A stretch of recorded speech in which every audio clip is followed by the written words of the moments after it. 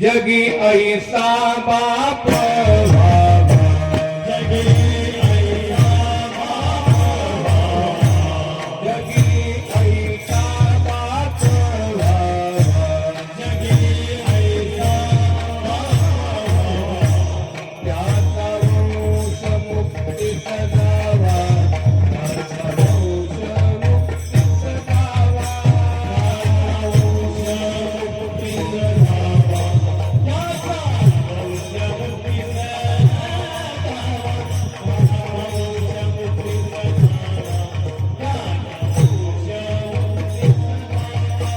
होता येता हरले बापा,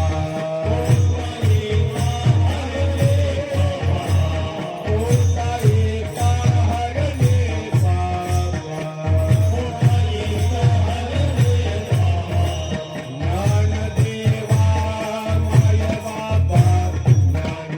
ज्ञानदेवा माय बापा, ज्ञानदेवा माय बापा,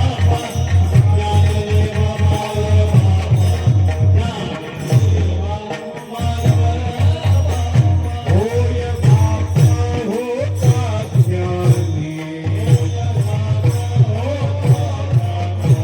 होय बाप होता ज्ञानी, तरीच आम्ही लागलो ध्यानी, तेनेची आम्ही लागलो ध्यानी,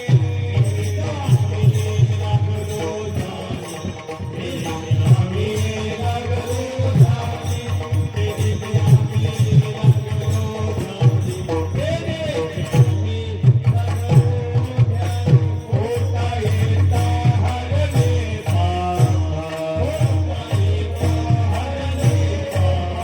होता येता हरले बापा,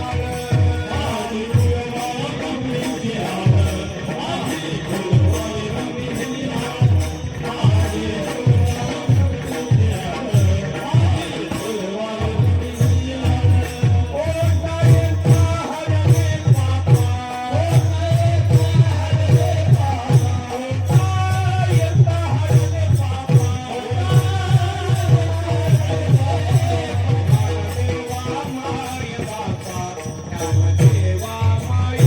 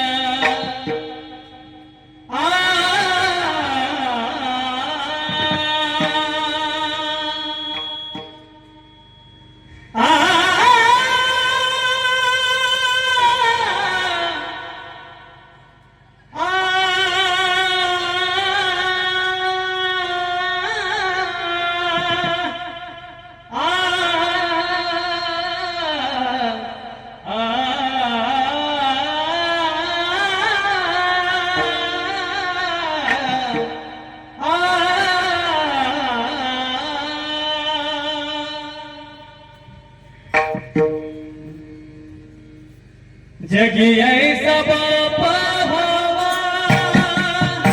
हो जगी ऐसा बापा हवा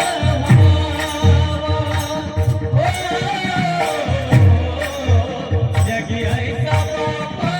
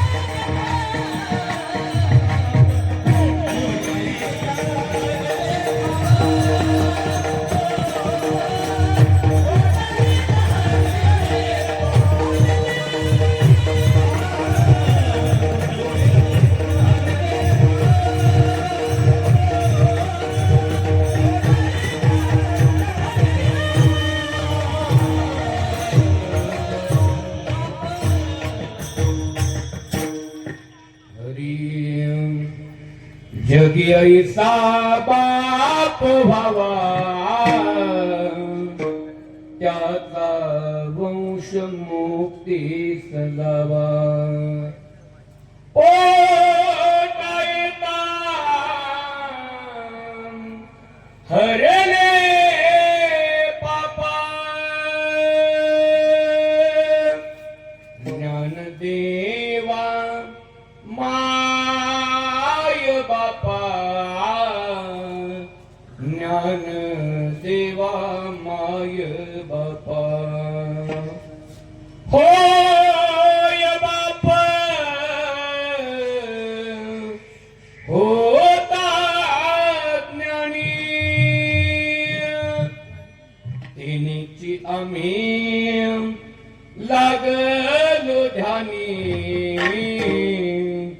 तरीच आम्ही लागलो ध्यानी पोटा येता हरले पापा ज्ञान देवा माय बापा तुका म्हणे मी पोटीचे बाळ माझी पूर्वावी ब्रह्मीची अळ पोटा येता हारले पापा ज्ञान देवा माय बापा समचरण सरोजम सांगणीलामुदावम जगणनीत पाणिं मण्डनं मण्डनानां तरुण तुलसीमाला कन्धरं कञ्जनेत्रं सदय धवल हासं विठ्ठलं चिन्तयामि पंढरीच्या देवराया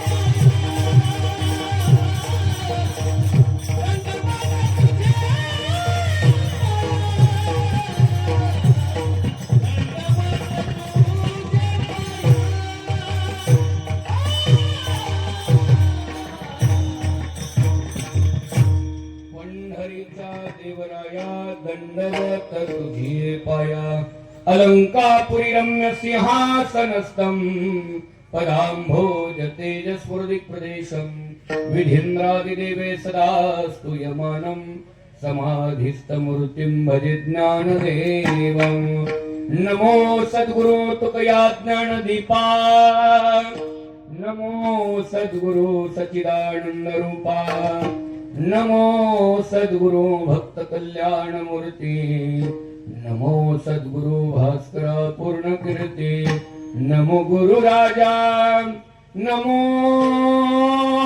महाराजा नमस्कार माझा सद्गुरु रघुराजा धन्य प्रताप पायाचा पायाचा धन्य प्रताप पायाचा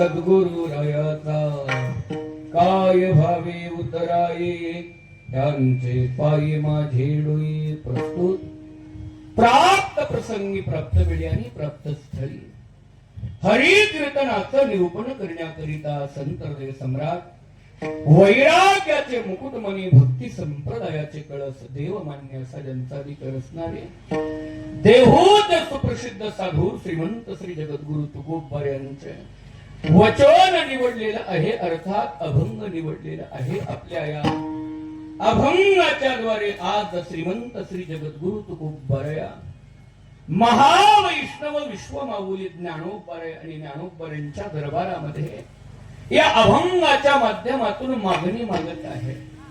आणि ती मागणी मागत असताना हे महावैष्णव विश्वमाऊली ज्ञानोबार या जीवनामध्ये एक तर असा बाप मिळावा, तो कसा मिळावा याचा परिहार मागितला.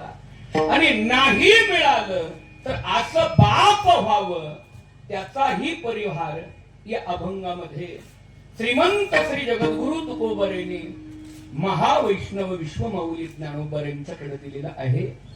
अभंगावरती निरूपण करण्यापूर्वी अल्पसा परिहार तो असा की आज या ठिकाणी कैलासवासी कृष्णराव उर्फ बाळासाहेब गोविंदराव नाईक निंबाळकर या आपल्या वडिलांच्या प्रथम पुण्यस्मरणाच्या निमित्तानं त्यांचे असणारे सुपुत्र श्री कृष्णराव नाईक निंबाळकर, श्री युवराज कृष्णराव नाईक निंबाळकर, श्री रणजित कृष्णराव नाईक निंबाळकर, त्यांचे असणारे बंधू श्री दत्तात्रेयराव गोविंदराव नाईक निंबाळकर, त्यांच्या असणाऱ्या भगिनी सौभाग्यवती आनंदी विश्वासराव रणसिंग आदी समस्त नाईक निंबाळकर परिवार आणि त्यांचे सर्व आप्त इष्टगण गोत्र मित्र आणि ग्रामस्थ या सर्वांनी मिळून त्यांच्या ऋणामधून उतराई होण्याकरता चालवलेलं हे नामचिंतनाचं योग्य यथार्थ असं प्रयोजन आहे.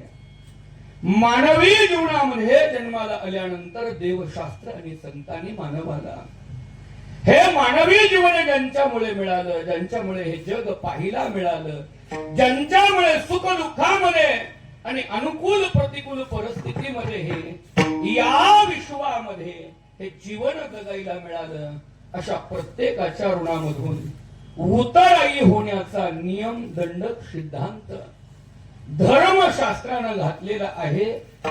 त्यापैकी मानवी जीवनामधील अत्यंत महत्वाची दोन पात्र, मानवी जीवनातली अत्यंत महत्वाची दोन पात्र, एक म्हणजे जन्म देणारी आई नावाचं पात्र आहे आणि दोन परिपालन करणारा पिता वडील या नावानं संबोधलं जाणारं अत्यंत महत्वाचं हे पात्र आहे.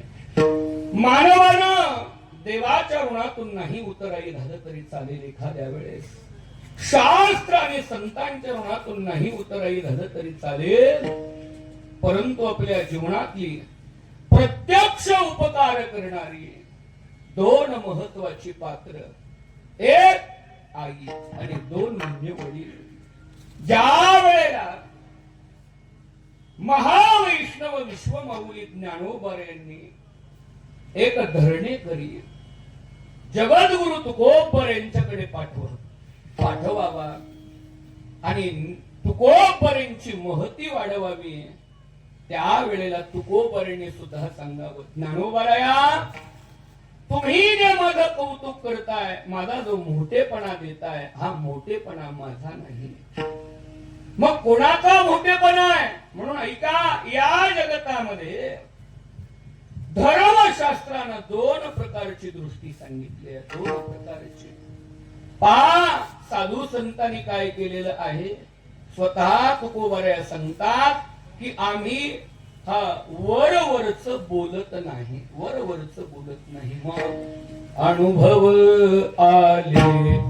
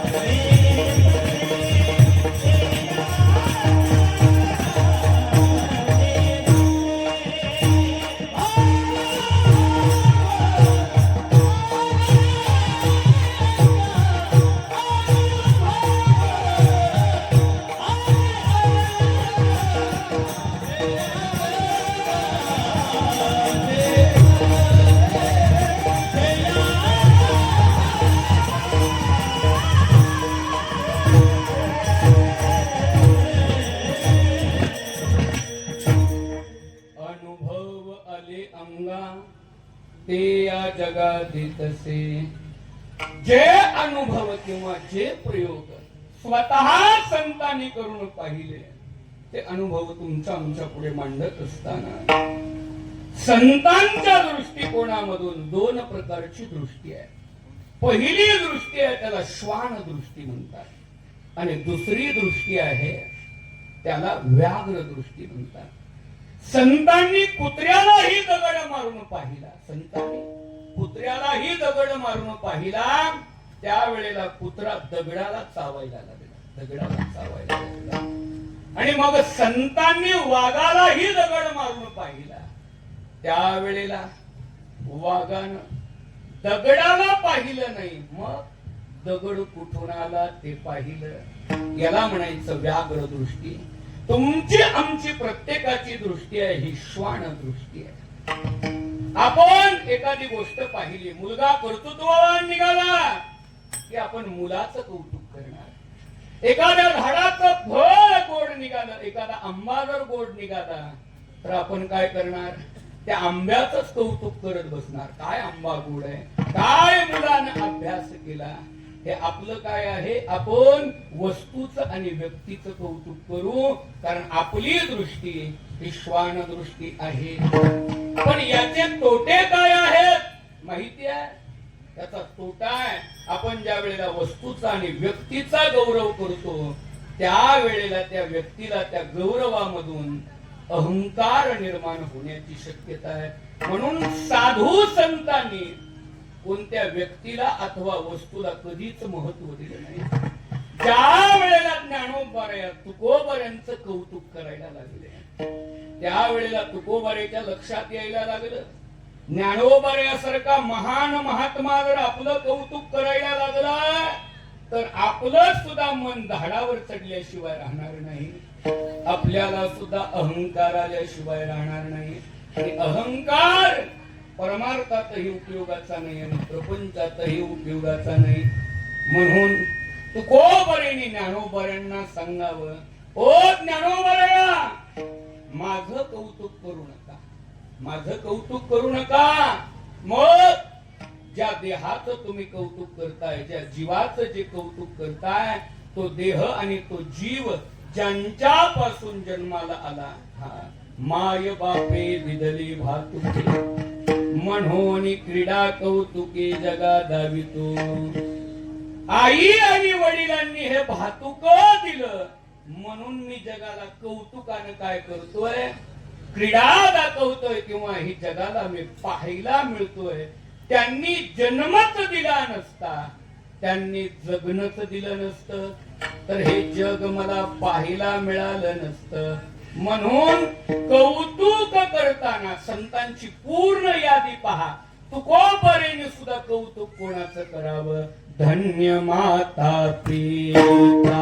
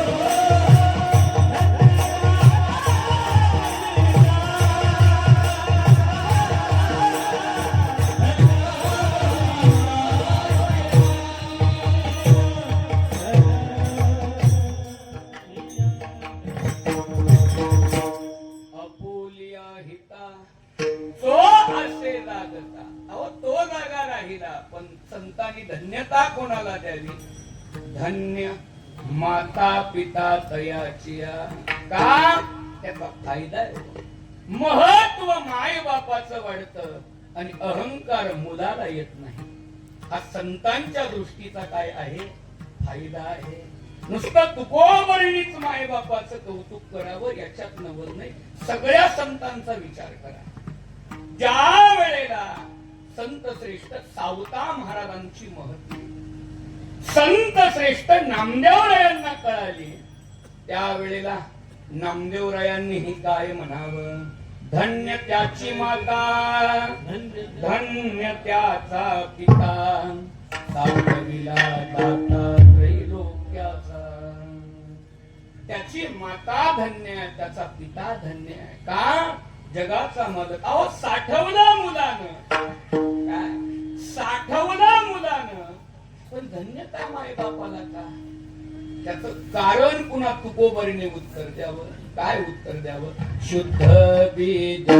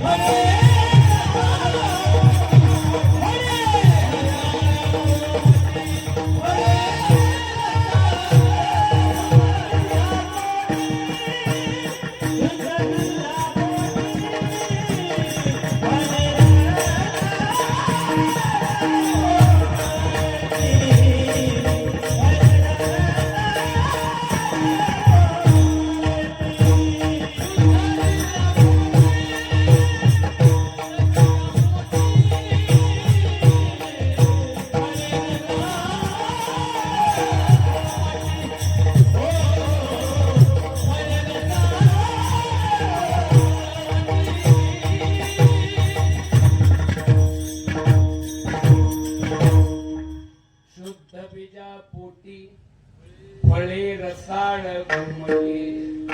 अहो बीज जर गोड असेल तर फळ गोड आलेलं आहे.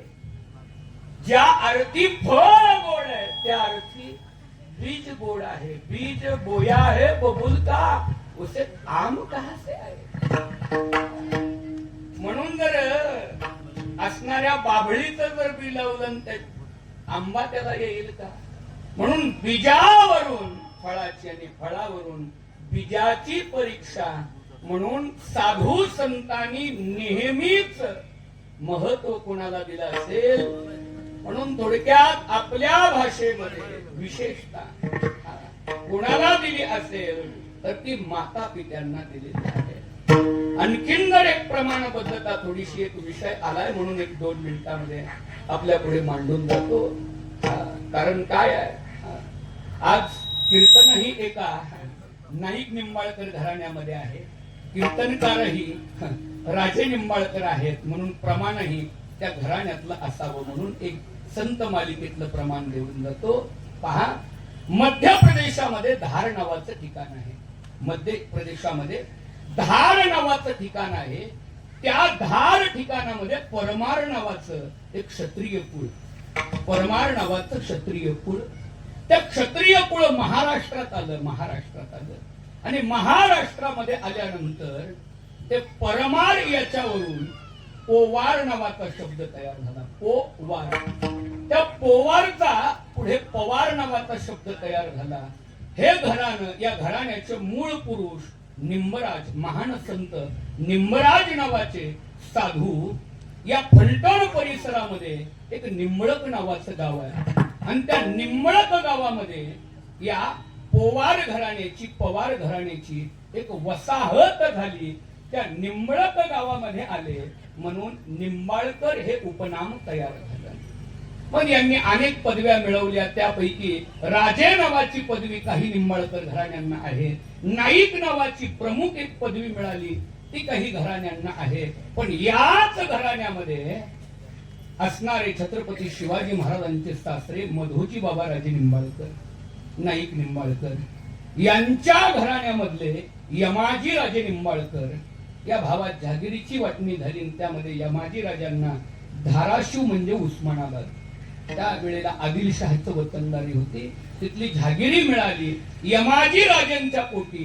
कृष्णराव राजे निंबाळकर नावाचे हा एक मुलगा जन्माला आला आणि या कृष्णरावांच्या पोटी रघोजी बाबा राजे निंबाळकर आदिलशहाचे महान सरसेनापती झाले.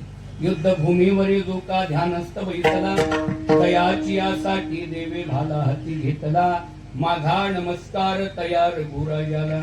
हा आणि त्या रघुराज महाराजांच्या करिता जगाच्या मालकानं हातामध्ये भाला घेऊन युद्ध करावं आणि मग आदिलशहा विजापुराहून यावा आणि युद्धाकरता बक्षीस द्यावं. त्यांनी सांगावं, बादशहा हे युद्ध मी केलेलं नाही, माझ्या पांडुरंगाला युद्ध करावं लागलं.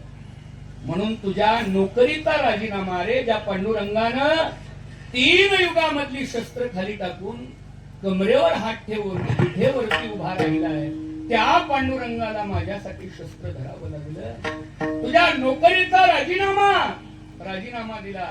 12 वर्ष भारत भ्रमण केलं. 12 वर्ष भारत श्रीरंगपट्टणम एक आपल्या तीर्थक्षेत्रापैकी एक आहे. कावेरी नदीच्या तीरावर श्री गुरु दत्तात्रेयाने अनुग्रह केला. परिणाम पार्वतीचा संदेह शिवाने हरिला, तोची संदेह हरण दयाने लिहिला, माझा नमस्कार तयार गुराजाला. त्या या निंबाळकर घराण्यामधल्या रघोजी बाबा राजे निंबाळकर नावाच्या साधून संदेहरण नावाचा अमृतानुभवाच्या तोडीचा ग्रंथ लिहिला. आणि त्यावेळेला महान संत श्रेष्ठ मकरंदपुरी महाराज, शीतळपुरी महाराज अशा विद्वत साधूंनी त्या साधूंचं कौतुक करावं. अहो रघोजी राजे, काय तुम्ही गोड ग्रंथ लिहिलाय हो, काय विद्वत्तेची उच्च कोटी असणारा ग्रंथ लिहिलाय. त्यावेळेला त्या रघोजी राजांनी सुद्धा काय म्हणावं, हा ग्रंथ लिहित असताना या ग्रंथाचं श्रेय मला नाही, हा ग्रंथ मी केला म्हणून मी मोठा नाही. मग ते त्यांच्या ग्रंथात लिहितात, परम पवित्र माझी माता, परम पवित्र माझा पिता, त्यांचे मी जन्म सफलता, सेविता नामामृत झालो. अहो माझी आई पवित्र होती, मला बाप पवित्र होता, म्हणून त्यांच्यामुळं मला भगवान रामचंद्र प्रभूंचं स्मरण घडलं आणि त्यांच्या पुण्याईनं संदेहरण ग्रंथ लिहितात. पुढे त्या ओवीत लिहितात ते, निजांग चरमाची पादुका मी केली नाही, मनोनी मी उतराई नभेची त्यांचे. मी माझ्या निजांग चर्माची म्हणजे माझ्या चमड्याची पादुका करून माझ्या माय बापाच्या पायामध्ये घालू शकलो नाही, म्हणून मी त्यांच्यातून उतराई होऊ शकलो नाही. म्हणून ऐका, या आई वडिलांच्या ऋणामधून उतराई होण्याची वारकरी संप्रदायाने 2 पद्धतीची प्रक्रिया सांगितली. एक, आपले आई वडील जिवंत असताना उतराई व्हा. अहो मेल्यानंतर तर सगळेच होतात. जो मुलगा आयुष्यभर बापाचं तोंड पाहत नाही, तोही बाप मेल्यावर समाजाच्या लाजकाचं उतराई होतो. जो मुलगा आईचं तोंड पाहत नाही, तोही समाजाच्या लाजकाचं उतराई होतो. पण आमच्या संतांनी सांगितलं, बाबांनो, आई वडील जिवंत असताना पहिली प्रक्रिया करा.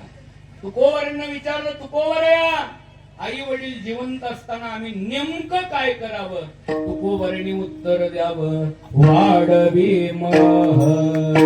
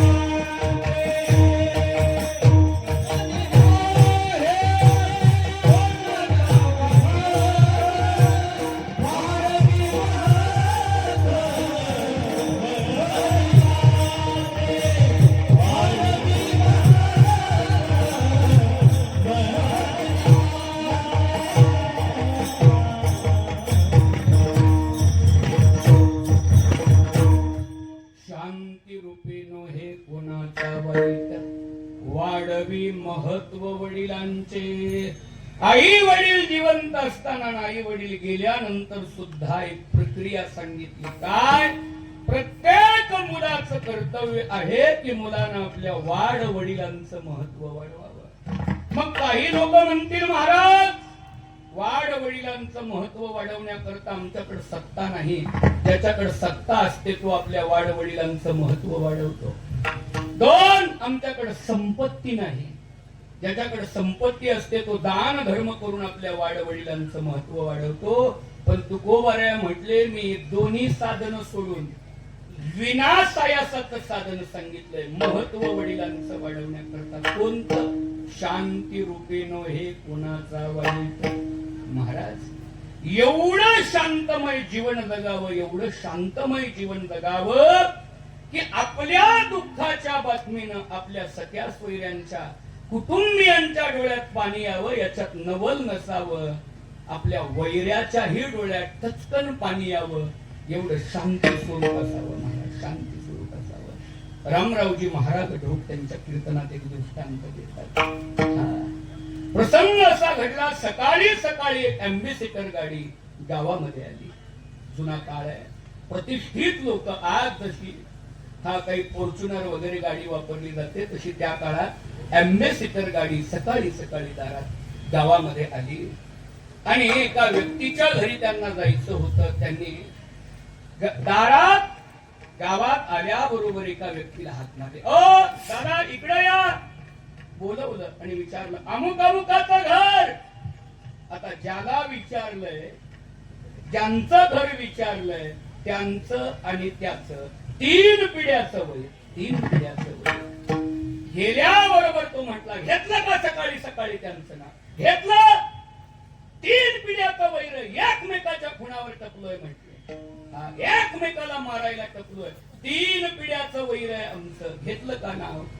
ते म्हटले बरं जाऊ द्या आमचं चुकलं. आम्हाला काय माहिती कोण कोणाचा वैरी कोण कोणाचा शत्रू. आम्ही नवीन आहोत या गावात पाहुणे आहोत. बरं जाऊ द्या कशा करता विचारताय. अहो 3 पिढ्याचा वैरी कळलं. अहो 3 पिढ्याचे वैरी आहात पण जाऊ द्या. तो 3 पिढ्याचा वैरी तरी पण विचारतो कशा करता विचारताय. त्यांच्या घरी कशाला जायचंय.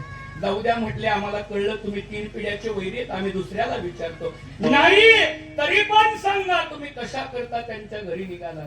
म्हटले आमची मुलगी डॉक्टर आहे, त्यांचाही मुलगा डॉक्टर आहे, म्हणून आमच्या मुलीचं स्थळ म्हणून सोयरीक व्हावी म्हणून त्यांच्याकडे निघालोय.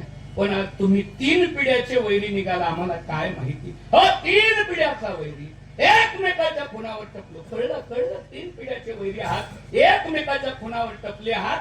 कळलं. आम्ही पुढे जाऊन दुसऱ्याला विचारतो. तो सांगतो थांबा हा 3 पिढ्याचा वैरी तुम्हाला सांगतो. अख्ख्या गावामध्ये आमच्या त्यांच्यासारखी चांगली माणसं शांती रूपी नोहे कोणाचा वाईट वाढवी महत्व वडिलांचे.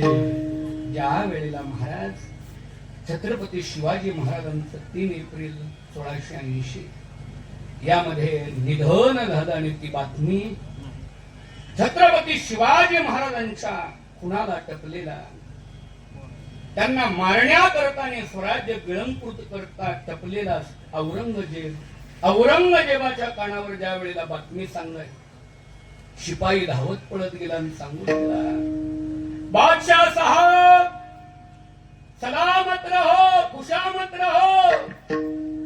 त्यानं बातमी देताना त्याच्या भाषेत दिली काफिर शिवा मर गया. काय म्हणाला तो? काफिर तुमचा शत्रू तुमचा वैरी शिवा मेला. शिवाजी महाराज सुद्धा म्हटला नाही. त्यावेळेला त्या औरंगजेबानं हे डोक्यावरचा मुकुट काढावा आणि त्याला सांगावं खबरदार एक लफ्ज आगे उस सिवा के बारे में बोला. खाली बसला गुडघे टेकून आणि अल्लाहकडे मागणी करू लागला. ए अल्लाह परवरदिगार मालिक तेरी जन्नत की द्वारे आज खुली रखना क्योंकि इस दुनिया का सबसे अच्छा इंसान तुम्हारे पास आ रहा है. ज्यानं आयुष्यभर मारण्याकरता प्रयत्न करावे त्यानंही गेल्यानंतर त्याच्या देवाकडे प्रार्थना करावी की देवा जगातला सगळ्यात चांगला माणूस येतोय, तुझ्या स्वर्गाची दार उघडी ठेव. कशा करता? शांती रूपी नोहे गुणाचा वाईट, वाढवी महत्व वडिलांचे. हे प्रत्येक मुलाचं कर्तव्य आहे, लक्षात ठेवा, प्रत्येक मुलांचं. आणि मग दुसरं कर्तव्य कर्म म्हणजे आई वडील गेल्यानंतर मग त्यांच्या नावानं श्राद्ध करणं, तर्पण देणं. जिने दिले त्यासी द्यावा पिंडदान, उत्तीर्ण चरण धरुणी व्हावे. आणि याच्याकरता या जगतामध्ये आज आपल्याला एक स्वतंत्र चिंतन श्रवण करायचं आहे. भक्तीची, उद्धाराची, मुक्तीची आणि मोक्षाचे काही 5 मार्ग धर्मशास्त्रानं सांगितले. त्यापैकी योग नावाचा मार्ग आहे, यज्ञ नावाचा मार्ग आहे, ज्ञान नावाचा मार्ग आहे, कर्म नावाचा मार्ग आहे आणि भक्ती नावाचा मार्ग आहे. आता या प्रत्येक गोष्टीची प्रमाण देणे इतका आपल्याकडे वेळ नाही आहे. ही 5 साधनं सगळ्या जगाला माहिती आहे. योग नावाचं साधन माहिती आहे प्रत्येकाला, ज्ञान नावाचं साधन प्रत्येकाला माहिती आहे. अगदी असणार पुढचं कर्म नावाचं साधन माहिती आहे प्रत्येकाला, यज्ञ नावाचं साधन माहिती आहे आणि भक्ती नावाचं साधन सुद्धा माहिती आहे. पण या साधनांच्या शिवाय 6वं एक साधन आहे. ते साधन जर योग्य प्रकारानं केलं तर आपला उद्धार होऊ शकतो. आपलाच नाही, अख्ख्या जगाचा उद्धार होऊ शकतो. त्या साधनाचं नाव आहे बाप होणं. त्या साधनाचं नाव काय आहे? बाप होणं. नुसत्या बाप होण्यानं आपलाही उद्धार होऊ शकतो, आपल्या कुळाचाही उद्धार होऊ शकतो, आपल्या गावाचा उद्धार होऊ शकतो, आपल्या समाजाचा उद्धार होऊ शकतो. याच्यात नवल नाही, पूर्ण विश्वाचा उद्धार होऊ शकतो. कशानं? फक्त बाप होण्यानं. त्याला यज्ञ करावा लागत नाही, योग करावा लागत नाही, ज्ञान मिळवावं लागत नाही, कर्म मार्ग स्वीकारावा लागत नाही, भक्तीही करावी लागत नाही. फक्त आपल्या कशानं? बाप होण्यानं. आम्ही कॉलेजला असताना पुण्यामध्ये काही उन्हाळ बापाची मुलं पाठीमागं गोंधळ घालायची आणि मग पहिला दिवस भरलेला असायचा. मॅडम प्रत्येकाला उठून विचारायच्या, मुलांना तुम्हाला काय व्हायचंय? कोण म्हणायचं डॉक्टर, इंजिनियर, अमुक तमुक. काही उन्हाळ बापाची, श्रीमंत बापाची बिघडलेली महाराज मुलं महाग बसायची. मग मॅडमने विचारलं ना काय व्हायचंय, तर ते हसण्यासाठी म्हणायचे बाप व्हायचंय. मग मॅडमनं म्हणायचंय बाप होण्यासाठी शाळेत यावं लागत नाही. हा, त्यांची तक्रार करावी, ते अभद्र वाटावं. बाप व्हायचंय हे अभद्र वाटावं कॉलेजमध्ये, पण आज तेच संतांनी व्यक्त करावं, त्यावेळेला लक्षात येत आहे महाराज. जगद्गुरु तुकोबा यांचा नियम प्रत्येक महिन्याच्या वारीला पंढरपूरला जायचं आणि मध्य वारीला ज्ञानोबा यांच्या दरबारात जायचं. आज तुकोबा ज्ञानोबा यांच्या दरबारामध्ये गेलेले आहेत. तुकोबा यांचं नित्यनेमाचं कीर्तन आजही त्यांच्या परंपरेद्वारे तिथं त्या एकादशीला कीर्तन होतं. आणि मग आज तुकोबा ज्ञानोबा यांच्या दरबारात गेल्यानंतर सगळ्यात मागच्या लाईनला येऊन उभा राहिले. ज्ञानोबा समाधीमधूनच प्रत्येकाला बोलत आहेत. कोणाला काय हवंय? कोणी म्हणावं ज्ञानोबा मला मुक्ती द्या, कोणी म्हणावं ज्ञान द्या ज्ञानोबा, कोणी म्हणावं ऐश्वर्य द्या ज्ञानोबा, कोणी म्हणावं सत्ता द्या ज्ञानोबा. आणि आज तुकोबा सगळ्यात पाठीमागं उभा होते. त्या वेळेला तुकोबाऱ्यांना विचारावं ज्ञानोबाऱ्यांनी, तुकोबा आज तुम्ही काय मागण्या करता आलात? त्यावेळेला तुकोबाराय म्हटले, ज्ञानोबाराया मी जे मागायला आलोय ते मागायची मला थोडी लाज वाटते. लाज वाटते का? हे सगळे बाहेर गेले की मी मागतो. ज्ञानोबाराय म्हटले, अहो हे सगळी आपलीच मंडळी आहे, लागायचं काय आहे? आणि सगळ्यांना कळू द्या तरी तुम्हाला काय मागायचंय? नाही, लाज वाटते. अहो आपली तर बिनधास्त मागा. त्यावेळेला तुकोबारायने खाली मान घातली, थोडेसे लाजले आणि ज्ञानोबारायला म्हणले, ज्ञानोबाराया मला बाप व्हायचं. काय म्हटले? मला बाप व्हायचं आहे. ते बाकीचे होते ते हसायला लागले मोठ्यानं. काय तुकोबाराया तुमचं वय आहे काय? वय आहे. पूर्वी तुम्हाला दोन मुलं आणि 2 मुली आहेत.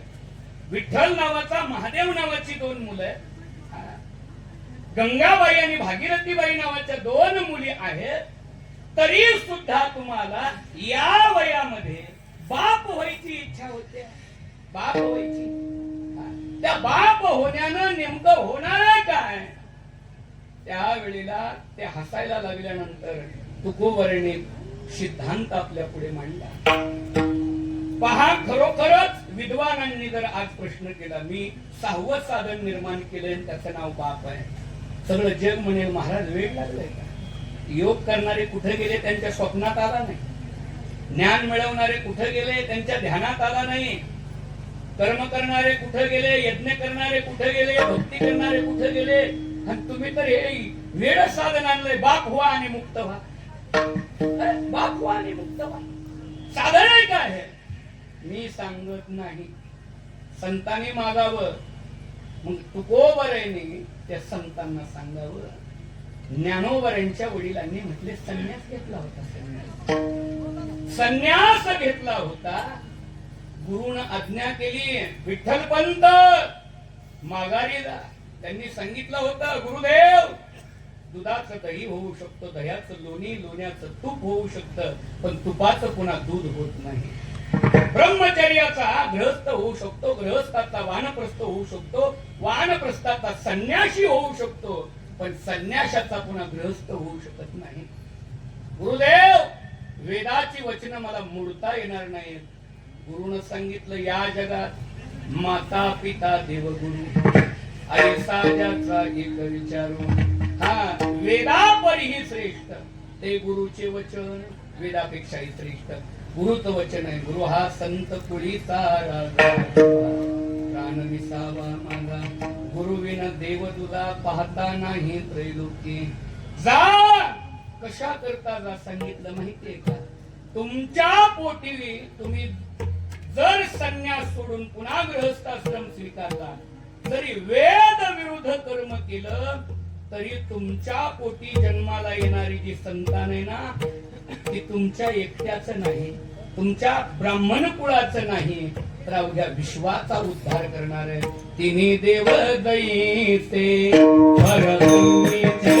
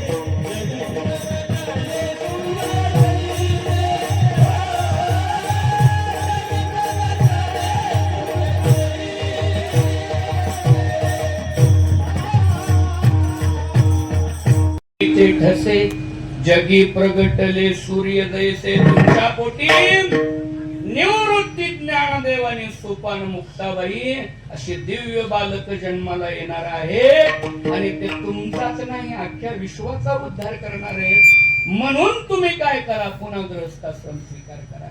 मग आपला प्रश्न काय? बाप होण्यानं उद्धार होतो, बाप होण्यानं उद्धार होतो हा आपला प्रश्न आहे. मला साधी गोष्ट आहे, ज्ञानोबराच्या वडिलांनी पुन्हा गृहस्थाश्रम स्वीकारलाच नसता, आज कीर्तन असलं असतं का?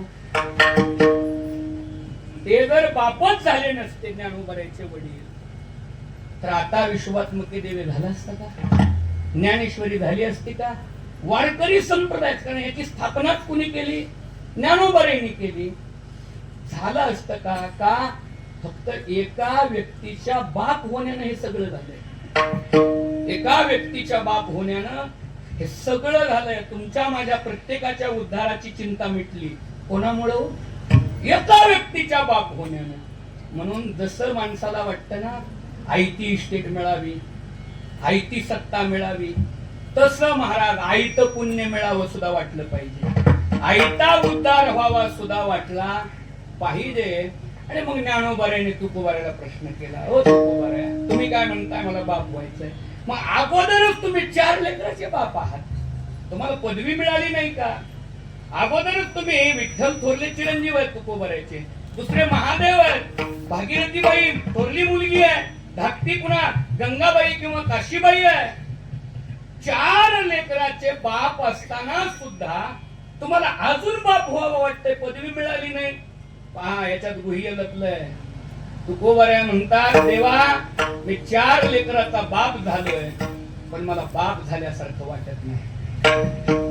महत्वाचं आहे, जोपर्यंत आपल्या पोटी चांगली लेकरं जन्माला येत नाहीत, आपण जन्माला आल्यानंतर सुद्धा आपल्या बापाला बाप झाल्यासारखं वाटलं पाहिजे.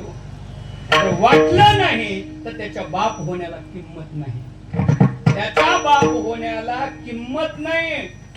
हा अनुभव आला पाहिजे आपल्या बापाला. आपण कुठेही राहा, फक्त आपण केलेल्या कर्तृत्वाची कीर्ती आपल्या बापाच्या कानावर गेली पाहिजे आणि त्याची छाती फुगली पाहिजे. मग त्याला वाटलं पाहिजे I am proud feel father, असं वाटलं पाहिजे. नाहीतर या जगात बरेच बाप झाले, पण आणखीन त्यांना बाप आपण झालोय याचा प्राऊड फील अजिबात होत नाही. मग तुकोबाऱ्या म्हणतात, मी 4 लेकराचा जरी बाप झालो तरी मला पाहिजे तसं पितृत्व मिळालं नाही. ज्ञानोबाऱ्या मला बाप झाल्यासारखं वाटत नाही. मग ज्ञानोबाऱ्याने विचारावं, नेमकं तुम्हाला कसला बाप व्हायचंय, कसला बाप व्हायचंय? त्यावेळेला त्याचं उत्तर जगद्गुरु तुकोबाऱ्याने अभंगाच्या प्रथम चरणात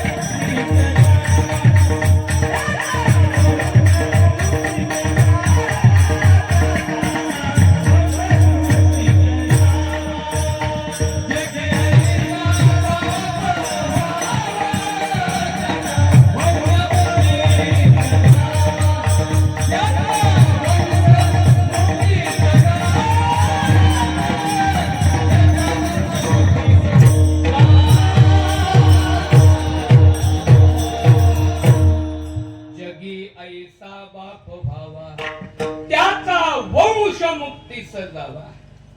तुकोबाऱ्या ज्ञानोबाऱ्या सांगतात मला असं बाप व्हायचंय की त्याचा वंश काय झाला पाहिजे, मुक्तीला गेला पाहिजे. मुक्तीला त्याचे दोन अर्थ आहेत. एक तर मला असा बाप मिळावा की ज्याच्या पोटाला जन्माला आल्यानंतर पुण्यच करावं लागू नये.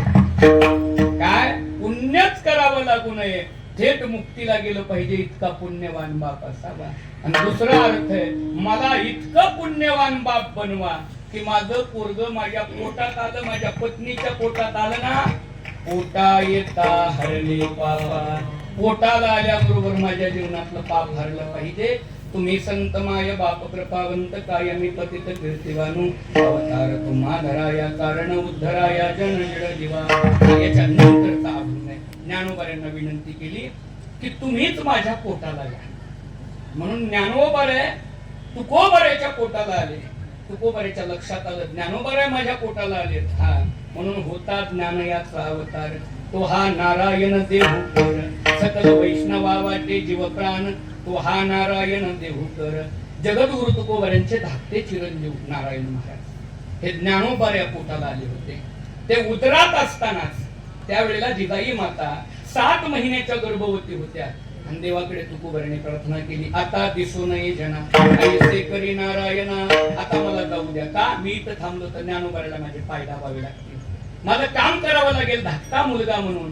आणि म्हणून याच नारायण महाराजांनी ज्ञानोबाऱ्याच्या पादुका एका खांद्यावर घेतल्या, तुकोबाऱ्याच्या पादुका एका खांद्यावर घेतल्या आणि जगातला पहिला आषाढी वारीचा सोहळा काढला. जगद्गुरु तुकोबाऱ्याचे धाकटे चिरंजीव कशा करता सांगितलं, ज्ञानोबाऱ्या तुम्हीच पोटाला या, जाता जाता सांगून जाईल ऐका. या जगात 5 प्रकारचे बाप आहेत. हा शक्तीनं शरीरानं श्रीमंत असलेला बाप आहे, पहिलवान नावाचा एखादा बाप असू शकतो. दुसरा संपत्तीनं श्रीमंत असणारा बाप असू शकतो, संपत्तीनं श्रीमंत. तिसरा सत्तेनं श्रीमंत असणारा बाप असू शकतो. चौथा ज्ञानानं श्रीमंत असणारा बाप असू शकतो. आणि 5वा पुण्यानं श्रीमंत असणारा बाप असू शकतो. प्रत्येक मुलगा आपल्या बापाविषयी अभिमान बाळगत असतो. एक साधं उदाहरण देतो की पोलिसांना गाडी अडवली तर मुलानं सांगितलं पाहिजे पोलिसांना, तुला माहित नाही का मी कुणाचा पोरगा आहे? काय सांगितलं पाहिजे, तुला माहित नाही का मी कुणाचा मुलगा आहे? इतक्या गर्वानं पोलिसांना सुद्धा नुसता मी अमुक अमुकाचा मुलगा आहे म्हटल्यानंतर गाडी सोडली पाहिजे असं प्रत्येकाला वाटतं. माझं नाव एवढं मोठं व्हावं, प्रत्येक बापाला वाटतं माझ्या मुलानं सांगावं तुम्हाला माहित नाही का मी कुणाचा मुलगा आहे, हे सांगावं. पण याच्या पलीकडे सांगू का, या जगात जिथं वशिला चालत नाही तिथंही आपलं नाव सांगितल्यावर त्याही व्यक्तीनं थरथरा कापावं. जगा काळ आम्ही माता दिला पाय, सगळ्यात भयंकर कोण आहे? काळ आहे. काळ यम न्यायला यावा, तुमच्या गचुऱ्याला यमानं धरावं. तुमची हिंमत आहे का यमाला, यमा तुला माहित नाही का माझा बाप कोण आहे असं सांगितलं, ते म्हणेल अजिबात वरडू नको, त्याला आधी न्यायला मग तुला न्यायला. पण असं महाराज या जगात एकच पोरग जन्माला आलं, म्हणजे अशी 3 पोर आणि 2 लिकी जन्माला आल्या. त्यांच्या गचुऱ्याला धरल्यावर त्यांनी यमाला सांगावं, हे यमा तुला माहित नाही का आमचा बाप कोण आहे? म्हणले कोण? तुकाराम तू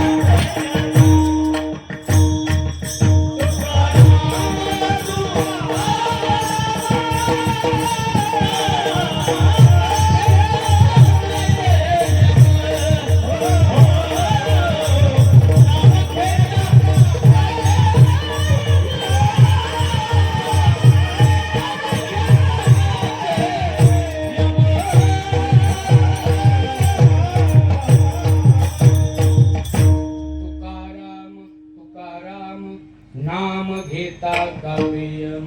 फक्त तुकोबऱ्याच्या लेकराने काय म्हणावं, यमा तुला माहित नाही का आमचा बाप कोण आहे? आणि त्यांनी परिचय सांगावा, तुकाराम तुकाराम नाम घेता का प्रेम, असा काय असावा, जगी ऐसा बाप व्हावा. द्या मधलीचा.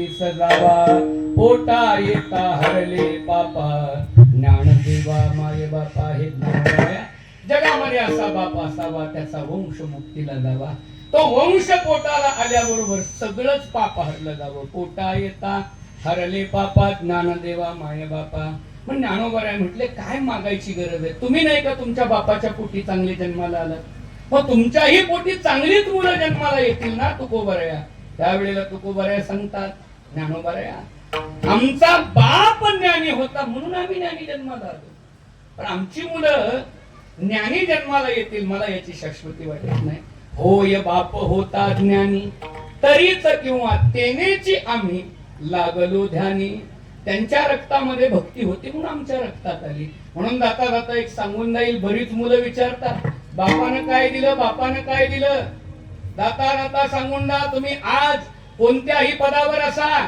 किती मोठमोठी पद मिळवा नोकऱ्या मिळवा पैसा मिळवा पण बापानं काय दिलं तर आमच्या बापाला त्या वेळेला शिकायला मिळालं नाही त्याची परिस्थिती नव्हती पण त्याच्या रक्तात शिक्षण होतं ते रक्त तुमच्यात आलं म्हणून तुम्ही शिकला म्हणून तुम्ही ज्ञानी झाला डॉक्टर वकील इंजिनियर आमदार खासदार कशामुळे झाला होय बाप होता ज्ञानी ते रक्त म्हणून कोरोना होऊन बरीच लोक गेली काही याच्यात बरी झाली काहींना झालाच नाही का नाही झाला डॉक्टरला विचारा म्हणजे रक्ताची इम्युनिटी पॉवर स्ट्रॉंग होती ज्या अर्थी आपण जगलोय त्या अर्थी आपल्या रक्ताची इम्युनिटी पॉवर स्ट्रॉंग आहे ना आपल्यात रक्त कोणाचं आहे आपल्या बापाचं आहे त्याच्यात पॉवर होती म्हणून आपण जिवंत लक्षात ठेवा होय बाप होता ज्ञानी हा तरीच आम्ही लागलो ध्यानी पोटा येता हरले पापा ज्ञान देवा माय बापा ज्ञानोबराया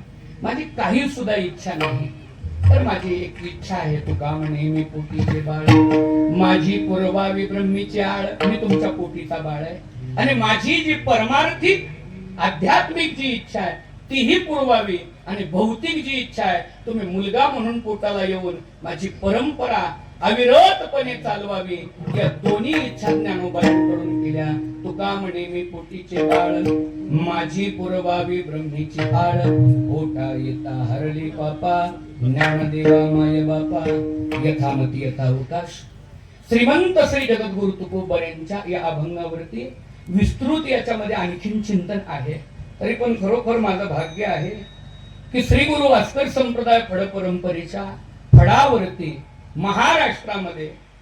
महाराष्ट्रामध्ये एका संत परंपरेतील सगळ्यात जास्त कीर्तन करणारा मी असे म्हणजे आपल्या फडावरती सगळ्यात जास्त इथं आपल्या तांदळवाडीतही भास्कर संप्रदाय फड परंपरेच्या द्वारे आमच्या करमाळा तालुक्यामध्ये लव्हे शेटफळ कुंभेज अगदी पांडे जवळजवळ 80% आमचा करमाळा तालुका आपल्या भास्कर संप्रदाय फड परंपरेत आहे म्हणून आमच्या वडिलांच्या पासून तसं तर 20 वर्ष आमचे वडील आपल्या मोठ्या सोहळ्यात होते 20 वर्ष या मोठ्या सोहळ्यामध्ये आमच्या वडिलांनी भास्कर फडावरती पकवाद वाजवावा 20 वर्ष आमच्या घराण्यानं सेवा करावी अशा पद्धतीची ही रघुराज महाराज महान असणारी परंपरा राजे निंबाळकर घराण्यात एक साधू जन्माला आले आणि त्यांनी आध्यात्मिक क्रांती केली ती असणारी ही संत श्रेष्ठ स्वामी रघुराज महाराजांची परंपरा या फळावरचे सर्व असणारे गुरु परंपरेतील सर्व शिष्य परिवार या कार्यक्रमाला गोड अशी ज्यांची गायनाची साथ लाभते असे गायनाचार्य स्वरालंकार श्रीकांत महाराज शिंदे असतील समाधान महाराज असतील आपल्या या गावाचं भूषण असणारे गायनरत्न असणारे कुंभार गुरुजींचे सुपुत्र या ठिकाणी सौदागर महाराज असतील आपल्या गावाचं भूषण ज्यांनी पंचक्रोशीमध्येच नाही तर संपूर्ण महाराष्ट्रामध्ये तांदूळवाडीचं नाव त्या ठिकाणी पोहोचवलं असे मृदंग सम्राट अरुण गुरुजी असतील गोड अशी सुंदर अशा पद्धतीची साऊंड सिस्टीम येणाऱ्या असणाऱ्या 17 मे ते 24 मे आपल्या सोलापूर जिल्ह्याच्या वतीनं पंढरपूरला 65 एकरामध्ये भव्य आणि दिव्य सकल संतांच्या पुण्यतिथी जयंतीच्या पर्व काळावरती जवळजवळ 10 लाख लोक रोज येतील अशा अखंड हरिनाम सप्ताहाचं आयोजन केलेलं आहे प्रत्येक परिसरातल्या गावांना आपापल्या गावातून भाकरी असतील आमटीच्यासाठी लागणारी देणगी असेल या सगळ्या गोष्टीची पत्रिका प्रत्येकापर्यंत पोहोचलेली आहे आपल्या जिल्ह्याचं भूषण आपण भाग्यवान आहोत पुणे जिल्ह्यातली लोक नेहमी म्हणतात आमच्यासारखी भाग्यवान लोक नाहीत. म्हटलं का हो? म्हणजे ज्ञानोबर आहे वारकरी संप्रदायाचा पाया आमच्यात आहे, तंतुकोबर आहे वारकरी संप्रदायाचा कळस आमच्या जिल्ह्यात आहे. त्यावेळेला मी सांगत असतो सगळ्या जगातल्या जिल्ह्यापेक्षा आमचा जिल्हा भारी आहे, कारण जगातल्या सगळ्या संतांची पावलं आमच्या सोलापूर जिल्ह्याला लागतात. आमच्या हे आले भागाले या जगाचे, कोणत्या जिल्ह्यात कोणी असेल पण जगाचा बाप आमच्या जिल्ह्यात आहे, लक्षात ठेवा. बाप माझा दिनानाथ वाट भक्ताची पाहत. म्हणून आपल्या वारकरी संप्रदायाचा ऐश्वर्य वाढवणाऱ्या त्या सप्ताहामध्ये श्री गुरूंची सुद्धा प्रवचन सेवा त्या ठिकाणी आहे. बहुसंख्येनं उपस्थित राहून तन मन धन अर्पण न करत या ठिकाणी त्याही कार्याला सर्वांनी सहकार्य करावं ही सर्वांना या ठिकाणी विनंती करतो. पुन्हा एकदा सर्वांच्या चरणावर विनम्र अभिवादन करतो. त्या शेवटची